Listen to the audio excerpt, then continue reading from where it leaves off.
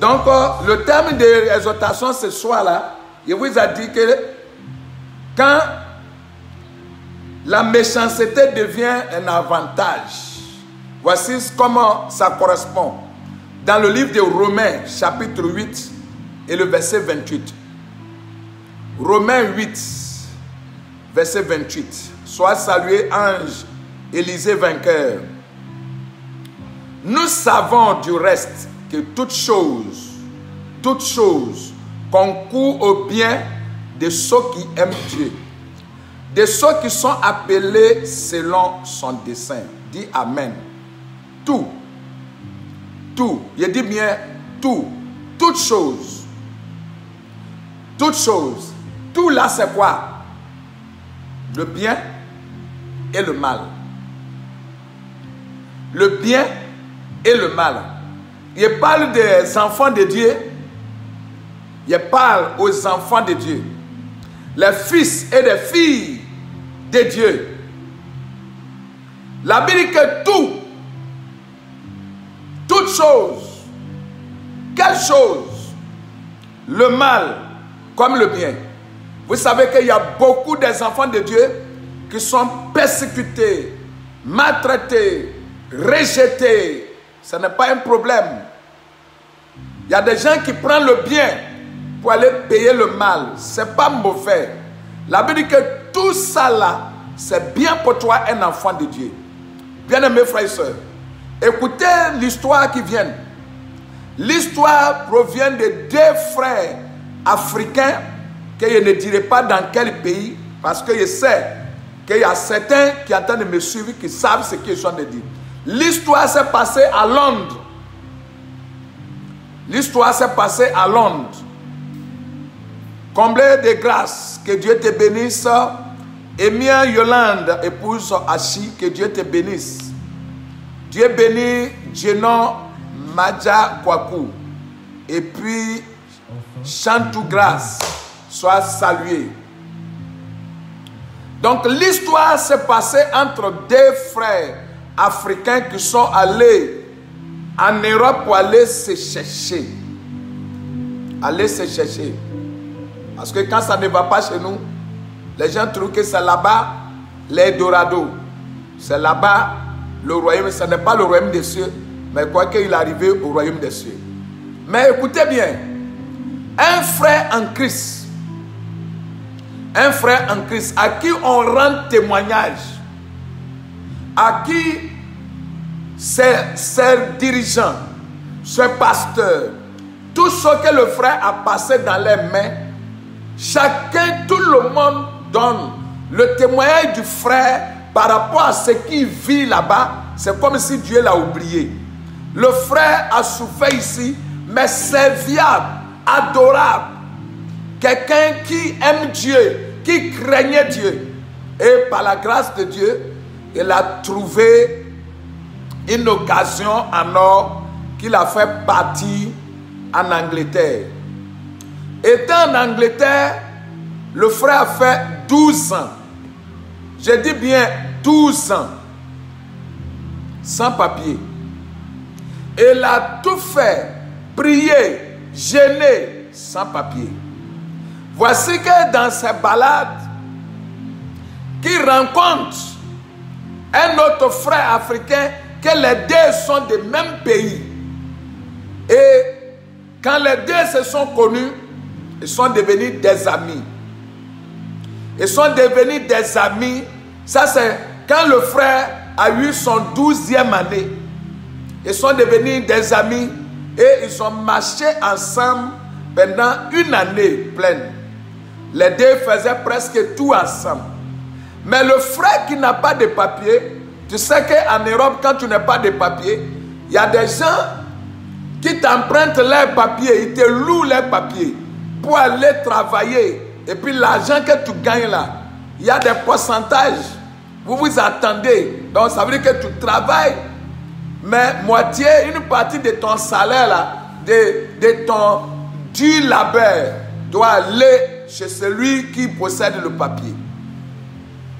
Voilà qu'un jour, il va avoir un petit problème entre les deux amis. Et celui qui a les papiers est parti au commissariat pour aller dénoncer son frère. Ne pas dire son ami. Parce que les deux sont africains, les deux sont noirs. Et les deux viennent du même pays en Afrique de l'Ouest ici. Il allait dénoncer qu'il y a un frère ici qu'il n'a pas de papier. Et surtout, il a fraudé. Il prend le papier de quelqu'un d'autre pour travailler.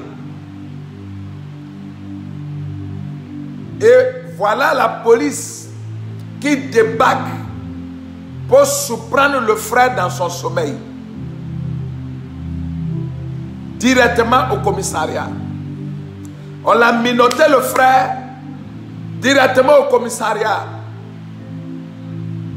Au commissariat, tantôt on prend le frère, on vient pour venir au jugement, on le ramène. Tantôt on l'amène, on le ramène. Et le frère, qui est celui qui l'a dénoncé, il est fier. Parce que vous savez, dans la vie là, il y a des gens que ton évolution ne va pas avec l'esprit. Ton succès les dérange. Ton étoile n'est pas bon pour eux. C'est pourquoi un enfant de Dieu, il faut garder souvent les secrets. Il faut garder ta bouche. Ce n'est pas tout on dit. Même si ce sont tes frères. Donc un jour, ça dit, ils ont gardé le frère jusqu'à 3 mois pour le jugement. Et le 3e année, le dernier jugement, du coup, on a dit à le frère, le juge a dit, on va te libérer aujourd'hui, mais on va te loger. Il faut dire Amen. On va te loger dans un bon endroit. Et ils ont donné une résidence à le frère. Et on lui a fait tous les papiers. Et on l'a aidé à trouver boulot. Il faut me dire Amen. Bien aimé. Aïe, aïe, aïe. Et le boulot que le frère a eu là, ça n'a rien à voir avec son ami qui l'avait porté plainte. Et vous savez que lui-même qui a papier, qui a porté plainte contre le frère, qui a fait qu'on l'a arrêté là. Il a fait seulement que 5 ans en Europe. Lui, quand il est arrivé, dans la 2e année, il a eu tout son papier. Et regardez, lui qui prie, qui gêne, qui est toujours à la présence de Dieu là, c'est lui qui n'a pas papier. Si c'était toi, tu vas dire que Dieu t'a oublié, Dieu t'a gêné. Mais tu sais, supposons que le frère là, il n'a pas allé signaler le frère, qu'est-ce qu'il allait devenir le frère? S'il n'a pas signalé, vous voyez que parfois le malheur est bon. Tu sais, ça peut être un malheur. Je ne dis pas à ceux qui vont à l'église, mais si réellement tu es un enfant de Dieu, au moment où l'ennemi va planifier le mal contre toi, Dieu va convertir ce mal-là en bien pour toi. Dis-moi Amen. Dieu va convertir ce mal-là en bien. Comment fait-il que celui-là, le juge même qui juge l'affaire, c'est lui qui a ordonné à le frère qu'on le libère, mais on le loge à un endroit. Quand il a entendu que le frère a fait 12 ans, lui qui l'a mené, il lui a fait quoi? C'est une affaire même qui n'a pas de... Ça dit que il est simplement jaloux de son frère. Il est simplement jaloux de son frère. Bien-aimé, je sais que depuis ton existence, que ce soit chez toi à la maison, que ce soit au milieu de tes frères, que ce soit au milieu de ton église, que ce soit au milieu de tes relations. Il y a toutes ces choses-là. Mais ce qui me plaît chez Dieu, c'est que, comme Joseph a dit à ses frères, vous avez pensé le mal, mais Dieu a changé ce mal-là en bien. Dis-moi amen. Toujours, l'Éternel fera de sorte qu'il va décourager tes ennemis là, un à un. Et puis, il ne faudra pas dire que ce que tu es en train de subir là, tu vas passer dedans. Ce n'est pas ça qui va t'emporter. L'Éternel va t'établir. L'Éternel va t'établir. Dis amen. L'Éternel va te restaurer. L'Éternel va te mettre à un endroit. Quand réellement tu es un enfant de Dieu et que tu sais Dieu, en toute sincérité, en honnêteté, dans la fidélité, tu n'as pas besoin de rentrer dans les complots. Tu n'as pas besoin de faire politique. Tu n'as pas besoin de faire des mensonges. Tu n'as pas besoin. Tu n'as pas besoin de la trahison. Tu vas faire quoi avec trahison? Tu n'as pas besoin de jalousie. Tu vas faire quoi avec jalousie? Tu n'as pas besoin de l'envie. Tu n'as pas besoin d'être envieux. Tu sais, celui à qui Dieu a béni, on ne peut pas le maudire. Parce que c'est un enfant que Dieu l'a béni.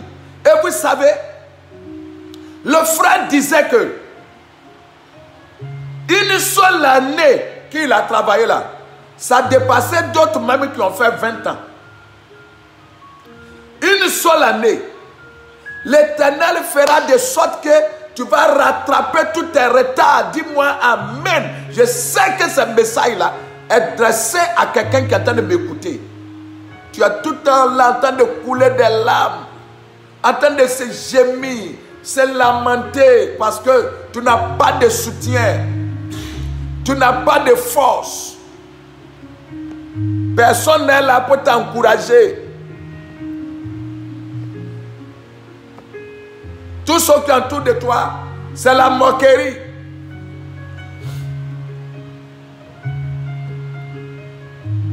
Les gens se moquent de toi. Qui se moque? Mais ils vont se moquer de toi jusqu'à combien de temps? Tout ce que je te demande, c'est de marcher honnêtement avec ton Dieu. Avoir une relation, une communion fraternelle avec ton Dieu. Quand Dieu veut bénir quelqu'un, il n'a pas besoin de conseils. Quand Dieu veut te bénir, il n'a pas besoin de réunir les conseils. Dieu n'a pas besoin d'avis de qui que ce soit pour élever l'un de toi, l'un de ses enfants. Dieu n'a pas besoin de conseils. Dieu n'a pas besoin d'association avant de bénir son enfant. Mais tout ce qu'elle demande, c'est d'être fidèle à lui. Parce que ce monde-là, c'est un monde méchant. C'est un monde obscur. C'est un monde rempli de trahison et de haine. C'est un monde qui est rempli de la jalousie. Bien-aimé, l'homme a changé sa nature humaine. Et 80% des humains maintenant ont pris la nature des animaux. La nature, animosité, c'est que l'homme a pris. Et il y a des animaux qui deviennent très gentils. Chers frères et sœurs, quel comportement! Et regardez le trajet pour quitter ici pour aller en Europe. Comment d'autres même ont souffert. Il y en a qui ont payé des millions. Il y a des gens même, on les a escroqués, jusqu'à qu'ils vont arriver là-bas. L'argent même qu'on a escroqué là, c'est trop. Et toi, tu te lèves pour un rien. Tu t'en vas signaler. Le cas rapatrier lui pour venir. Comme c'est toi que Dieu a créé toute la terre là pour toi. Et tu vas t'asseoir, manger toi et ta famille. Dieu ne va pas vouloir. Dieu ne va pas vouloir. Dieu ne va pas vouloir. Tous les complots là, Dieu va faire ça, va convertir ça à votre avantage. Dis alléluia. Dieu va convertir les complots, les méchancetés à ton avantage. Et Dieu va te récompenser à travers ça. C'est pourquoi la Bible dit que le malin atteint souvent le juste, mais l'Éternel le dérive de tous. Le malin atteint souvent le juste. Le juste, on l'attaque à tout moment. Un enfant béni de Dieu est attaqué de tous bords, partout. Et ils vont te critiquer, ils vont dire des choses. Bien-aimés frères et sœurs, il n'aura pas. Cet après-midi, j'étais en train de naviguer. Et il y a un ami prophète. Depuis Accra au Ghana. Qui m'a dit, nous sommes en prière pour vous et votre nation. Il dit Amen.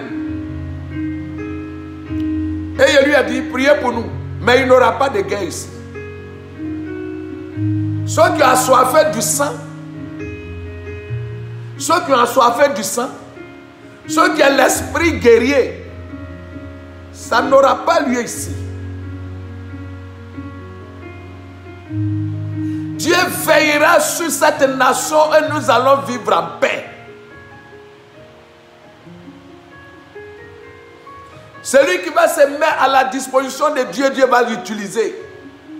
Dieu saura ce qui est bon pour nous. Et il n'aura rien. Calmez-vous. Que ton cœur soit à l'aise. Que ton cœur soit à l'aise. Ne soyez pas paniqué de ce que tu entends, de ce que tu vois, de ce qui est. Cette nation a souffert.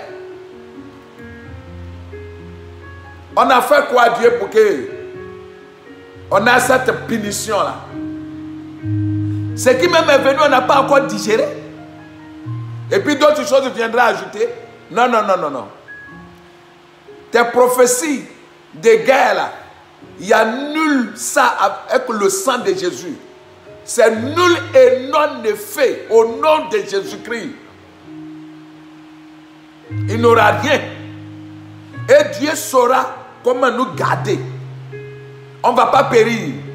S'il y a des gens qui ont des projets malsains pour détruire la nation ou détruire le peuple ivoirien, c'est lui-même qui partira. Lui et ses enfants, ils vont les prendre pour faire leur propre sacrifice. Mais la Côte d'Ivoire demeure. La Côte d'Ivoire demeure avec ses fils et ses filles. Bien-aimés frères et sœurs. Donc, un enfant de Dieu, avant de terminer, pour vous dire, quand tu traverses une épreuve, ne dis pas que Dieu t'a abandonné. Prie. La Bible dit qu'en toutes choses, rendons gloire. Tu ne sais pas pourquoi cela est venu. Quand on a arrêté le frère, peut-être que quand ils ont entendu son pays, ou bien son ennemi pensait qu'on allait le mettre dans l'avion et puis la rapatrier. Il était étonné même qu'on a gardé le frère jusqu'à pendant 3 mois, au jugement sur jugement. Bien-aimés frères et sœurs, Dieu enverra son ange pour venir te sauver dans l'état dans lequel tu te trouves. Soyez seulement fidèle à Dieu. Soyez seulement fidèle à Dieu. Prie assez, prie beaucoup. Lis la parole de Dieu. Comme il a dit, que cette loi de l'instruction ne s'éloigne point de ta bouche. Médite-la jour et nuit. C'est alors que tu réussiras. C'est alors que tu auras du succès dans toutes tes entreprises. Si tu veux réussir la vie, si tu veux réussir toute ta vie, bien-aimé, demeurer à la présence de Dieu. Il est mal quand beaucoup d'enfants de Dieu se rétrogradent. Point oui, point non, rétrogradé. Pourquoi? Pourquoi? Quand tes enfants, même tu les mets à l'école, il arrive un moment, on dit, cette année-là, c'est l'année d'examen. C'est l'année d'épreuve. Mais si les hommes même mettent les hommes à l'épreuve, Dieu aussi va te mettre à l'épreuve. pour voir si tu es sincère, si tu es vraiment fidèle à lui. Et ce que l'épreuve devient long un peu là, c'est que la bénédiction qu'elle devient aussi est grande. Sois patient, sois persévérant. Sois persévérant. Et place ta confiance en lui. Car il sait que ta situation ne va pas demeurer de cette façon. Bien-aimé, je voulais m'arrêter là et vous dire que demain, mercredi, nous serons à Cocody Angré. Pour tous ceux qui nous suivent en direct, à partir de 11h30, connectez-vous déjà. Parce que le live demain, c'est un grand moment à Cocody Angré. Et vendredi, ne manquez pas surtout. Vendredi à Yopougon.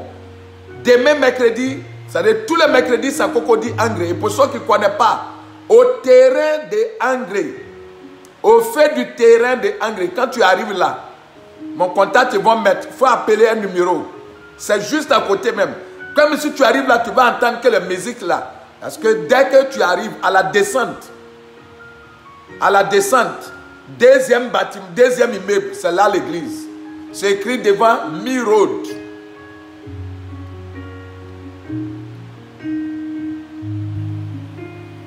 Mercredi et vendredi, c'est à Yopougon. Yopougon, ORT, c'est à Yopougon vendredi. Et Yopougon, pour ceux qui ne connaissent pas Yopougon, en venant par jamais par le premier pont. Si tu arrives de Yamoussoukro, troisième pont, et tu tombes au sable, tout droit, demandez Clinique des Oliviers.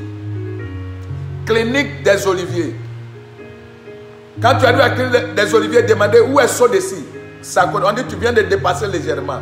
Tu arrêtes devant Sodeci, et puis tu vas aller trouver des jeunes gens qui ont porté orange tricot et orange chapeau. Ouais, les contacts sont sur l'écran. Donc, tu peux prendre un des numéros pour appeler. Et aussi, le numéro premier, là, orange, là, c'est un numéro WhatsApp. Pour ceux qui veulent entretenir avec moi, vous pouvez faire votre message vocal ou écrit. Et tu envoies ta photo. Là, je sais à qui je cause. Il y a des gens, quand ils parlent comme ça d'envoyer photo, ils pensent que je suis marabout, je prends une photo, et puis je regarde, et puis je dis ce qu'il y a. Non, quand je n'ai pas ton visage, je ne cause pas. Bien-aimé, que Dieu vous bénisse et que tout le mal que l'ennemi a préparé contre toi soit un avantage pour toi. Parce que regardez un exemple. Les enfants qui n'ont pas, les enfants que leur papa, leur maman n'ont pas resté au foyer là, souvent ils sont maltraités par leurs marades. Maltraités, chiffonnés, ils font tout même pour que le père même haït son enfant. Mais par fini, vous allez voir que cet enfant-là qui prospère. Dieu veille sur l'orphelin, Dieu veille sur les veuves, Dieu veille sur les abandonnés, les rejetés. Dieu veille sur eux. Dieu prend soin de toi. Qui prend soin de toi et tes enfants. Que Dieu prenne soin de toi et tes enfants. Que Dieu prenne soin de vous, les orphelins. Que Dieu prenne soin de vous, les veuves. Que Dieu prenne soin de vous qu'on vous a écarté. Que vous ayez écarté. Ils vont prendre torche demain pour aller vous chercher comme ils sont allés chercher Jephthé. Que Dieu vous bénisse et que Dieu vous rende fort. Que Dieu vous rende fort. Et que le mal, j'ai dit que dans le mois que nous allons rentrer dedans là, Dieu va convertir le mal là en bien pour toi. Si tu me crois, dis Amen.